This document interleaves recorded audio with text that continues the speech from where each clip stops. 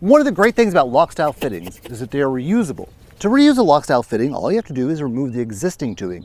And it's pretty easy to do, but there is a little bit of a technique to it that I'm going to show you today. To remove the tubing from a lock style fitting, you first simply twist the locking nut until it is fully retracted. Now, here's where the technique comes in. Instead of trying to pull straight off, you want to wiggle it and give it a little bit of a walk.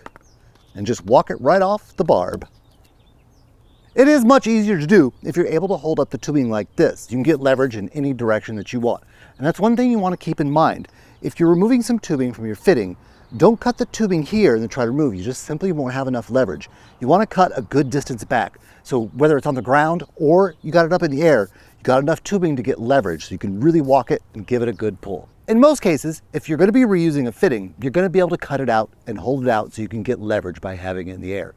The times that you're not going to is when you want to leave most everything in place or when the tubing is buried in the dirt. Now here's an example of something you might run into with your own drip irrigation system.